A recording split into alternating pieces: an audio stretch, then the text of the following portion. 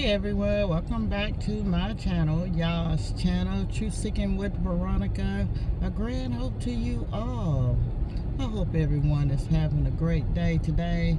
I know I am. It's a bright, sunshiny day out here, and I am enjoying it. So I came on today because I think it was about 4 or 5 days ago, I woke up out of my sleep and had a whole story in my mind. And I knew it was from the Ruach because I had received this story from beginning to end. And I said, Father, do you want me to write this down? Is this like, because I like to write. Or is this something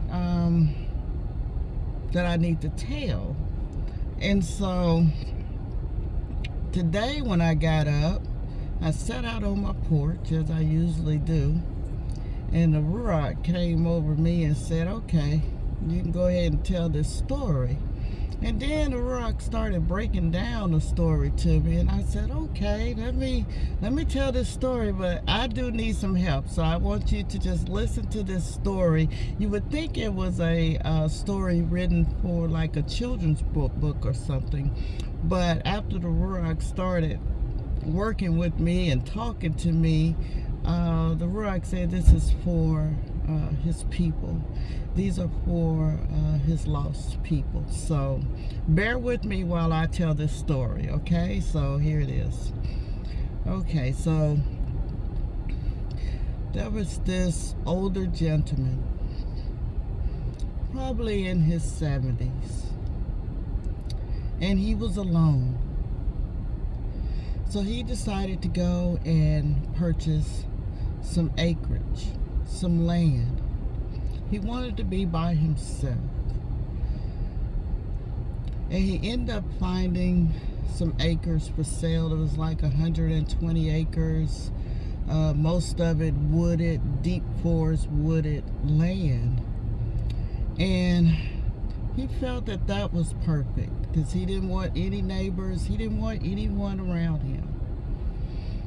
And he hadn't had the opportunity to just really walk all the land. And he made up in his mind, well, I'm going to walk this land little by little, because that's a lot of acres, okay? So especially wooded acres. And on this land, he did have a area that was cleared out. And that's where he had the little cottage. Kind of like a cabin or cottage, kind of self-efficient, as far as, having a well, having a fireplace, just having whatever he needed. And he was okay being alone. So he had been out there for a while, and he had been walking his land. And just imagine all these acres that he has to walk. He knows it's going to take him a long time, okay, to walk the land. And when you walk your land, you're looking for creeks, you're looking for areas that you may have to clean out the brush and things like that, the fallen trees. So that's pretty much what he came out there, would walk every day to do. And keep in mind, he has no neighbors around him. I mean, that is exactly how he wanted it. So one day, he's out there walking his land, and he gets far out, probably like about a half a mile out from his land, and he sees a little beagle, a dog. And he's looking at that dog, and it's from a distance, probably about 60, 50 feet. And he was like, where did this dog come from? There's no neighbors, no one around. And so he just looks at the dog, and the dog spotted him. And the dog, ran off, okay? So he thought to himself, this dog must be out here lost and living off the land, because it didn't look, as nutrition as it should. It was kind of malnutrition, but you could tell it was eating, eating something, from the woods. And so he went back to his home, and then he said, okay, he's going to take off a little bit more the next day. He made sure he put some little food in his bag this time and some water. And he thought to himself, when he see this dog again, he is going to feed it. So he gets out there, he's about a little bit further than a half a mile, and he sees the dog.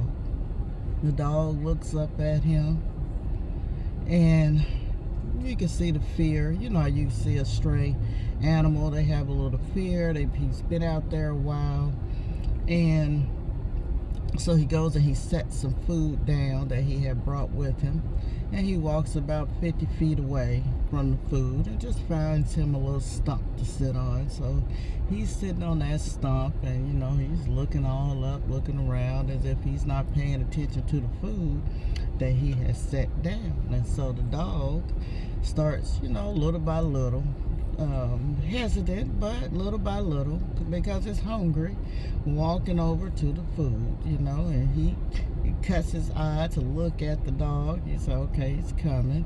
So he eats the food, he gets there, and then he runs away.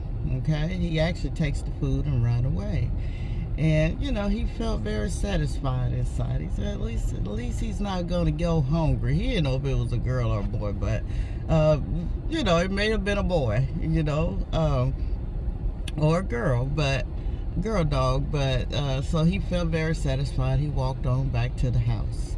So the next day, this lonely man was really excited. He said, okay, I'm gonna bring some more food, which he did. He packed this little bag and actually put a little bowl in his bag so he can actually leave some water out there for the dog, because he had walked the land and everything, and there were some creeks out there, but he was like, well, maybe the dog needs some clean water. So he takes his little walk and goes out, and wouldn't you know, that dog was in the same place where he had gotten the food before, where the man had left the food.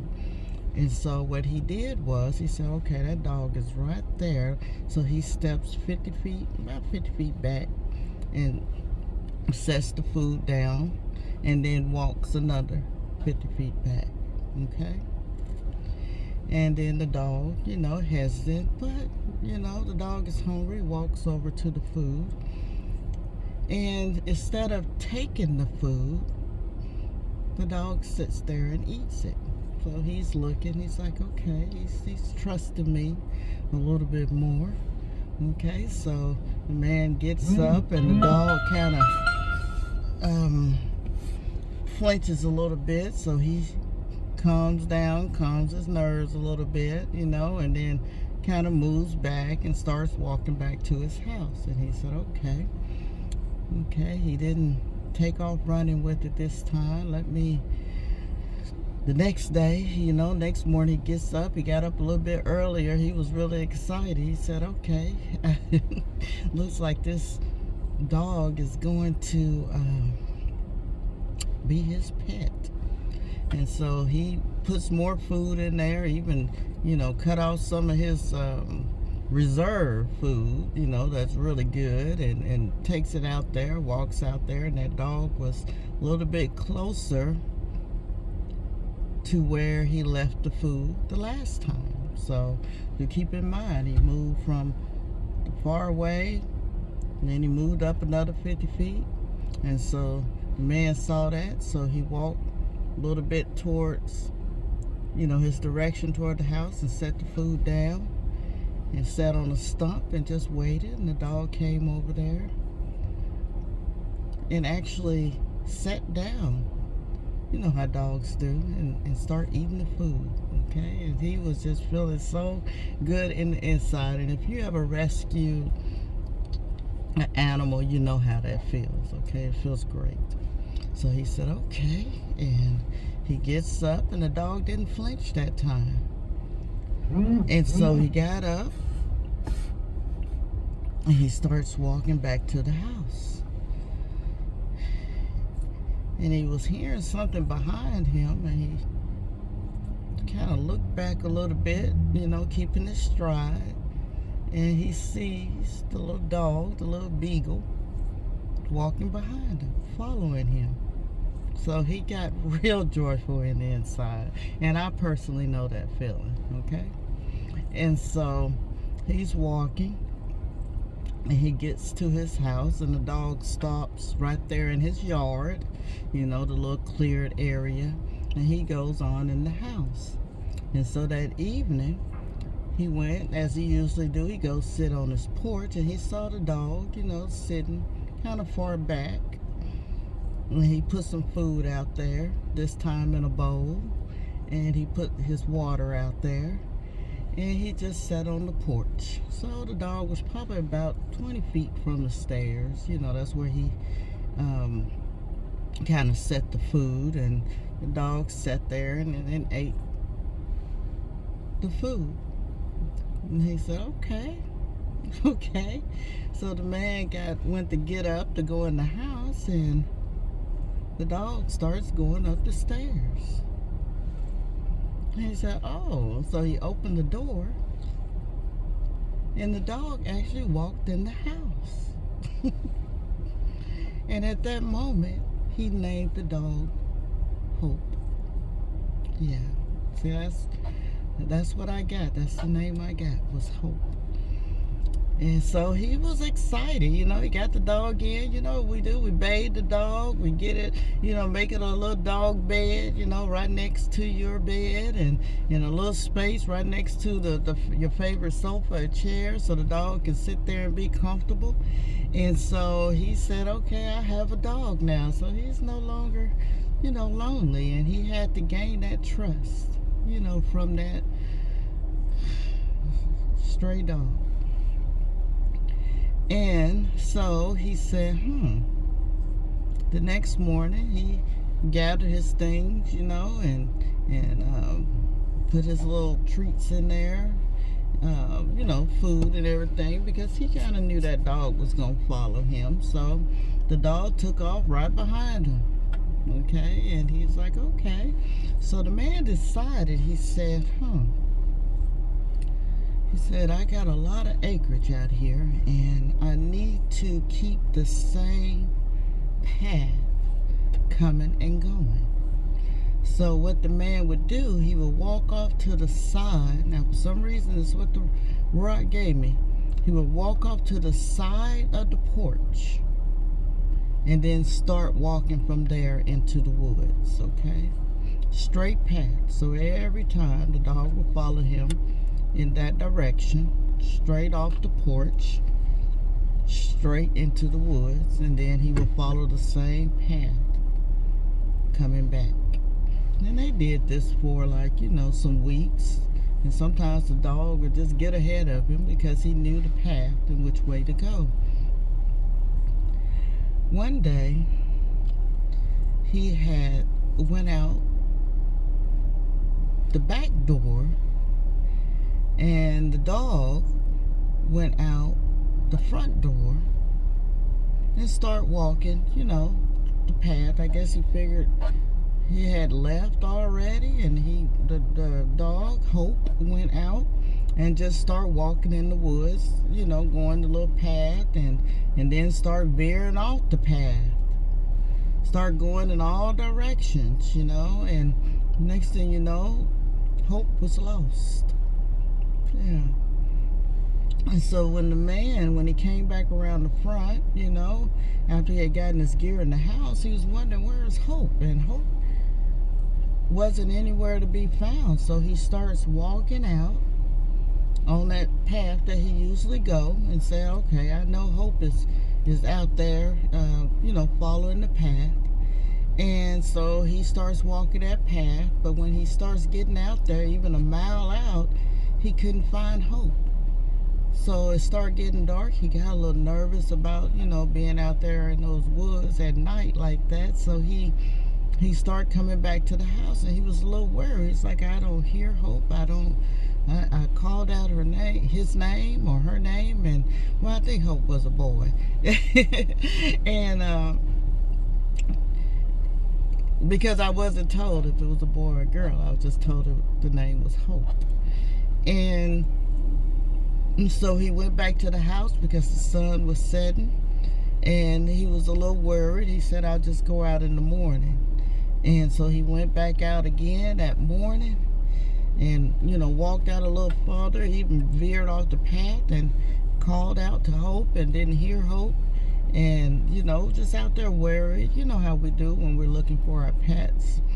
And nightfall had, the sun was setting again, so he started going back to the home. But what he didn't realize is that Hope had fell in a little pit. Okay? And Hope was injured, but still alive, but had fell in the pit. It's like probably a little hole or something that was dug out there that he wasn't aware of. And so every day he would go out there, probably about a week or two, and he didn't see Hope. And little did he know, Hope had woke up and started digging that path, because Hope could sense the path. And Hope was digging underground on that same path that they walked back and forth. Because, dogs can smell, So she smelled her human, or his human. And it probably was about 3 weeks, and he had pretty much given up. He was like, I just know that Hope couldn't make it out there, after the time that Hope's been with him, and he's been taking care of Hope, and he had pretty much given up. So what he did, he said, I'm just gonna right here on the side of the porch where the stairs are, where we go out every day, I'm just gonna dig a little hole and plant some flowers there, some, a little memorial, to remember his dog Hope. And so he started digging, and at that same time, Hope was digging underground, heading back to that straightway spot. Okay, that path that they always took, coming and going. So he was digging, and he got a little emotional, so he went back in the house to kind of pull himself together. And when he came back out, Hope was right there in that hole. Had dug his way, or her way, to that straight path. And when he looked down and saw that Hope had made his way back, he knew that it was because of the path that he had set, and didn't change or deter from that path, coming and going. And Hope made it back. Now, that's the whole story that I got when I woke up that morning. And I'm sharing it with you. I hope you enjoyed it. I hope you understood it. I hope it resonates in your spirit, in your Ruach, on what this story is about, because it came straight from the Ruach HaKodesh, and I'm sharing it with you. So, until next time, I love you much. Be Baruch, Veronica.